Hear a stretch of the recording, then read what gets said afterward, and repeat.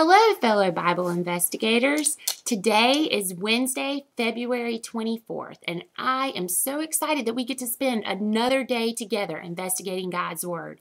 You guys are getting really good at investigating, and I can't wait to see what we're learning about today.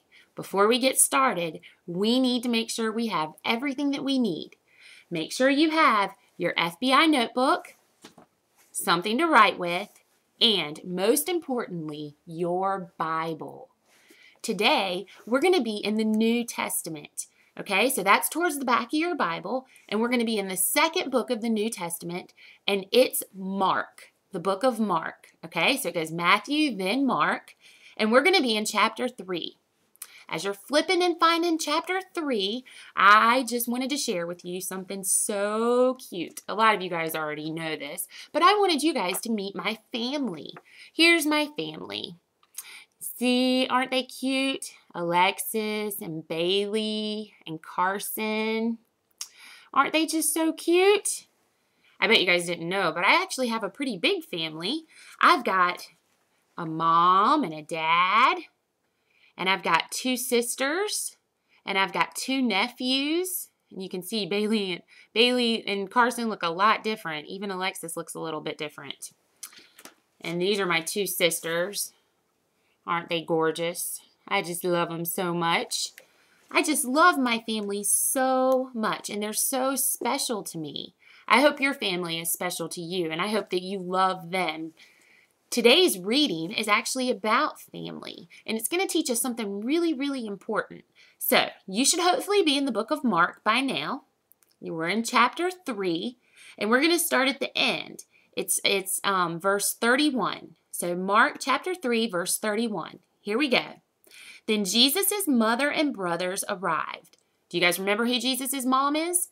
What was her name? Mary, that's right. And Jesus' dad's name was Joseph. Good. Standing outside, they sent someone in to call him. A crowd was sitting around him, and they told him, "Your mothers and brothers are outside looking for you." "Who are my mothers and brothers?" he asked. Then he looked around, seated in the circle around him, and he said, "Here are my mother and brothers. Whoever does God's will is my brother and sister and mother." Well, the first time I read this scripture, I actually was a little bit like, why did Jesus say that? I mean, didn't he want to see his mom and his brothers? And why did he say that the people here in this circle are my brother and my sister and my mother? That didn't even make any sense to me. I did not understand it at all. Well, so then I asked some questions and I read some more about it, and this is what I learned. Jesus was actually telling us that each one of us, he was reminding us that we're all a part of his family. That when we believe in Jesus, when we believe that he died on the cross for our sins, when we ask him into our heart, that we become part of his family. We become like his brother or his sister or his mom. We become part of God's family.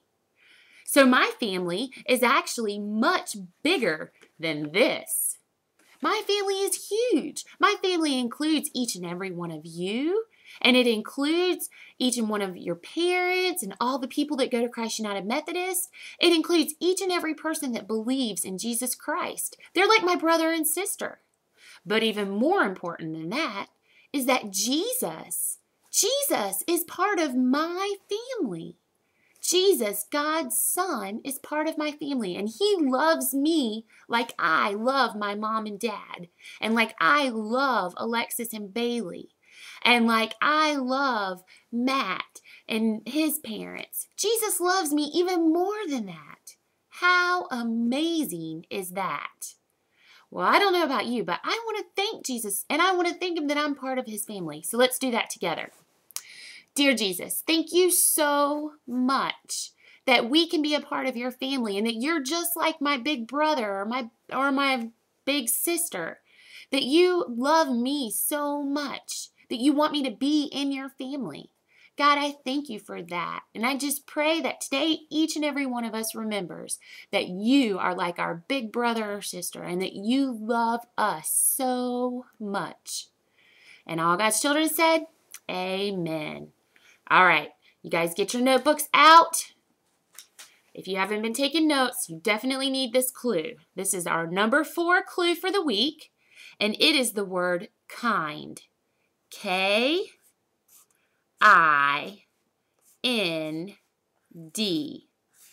Kind. Kind. Jesus is always kind. He's always loving, and he loves each and every one of you. And so today, I hope that you will start your day or end your day knowing how much Jesus loves you. Have a great day, and I'll see you tomorrow.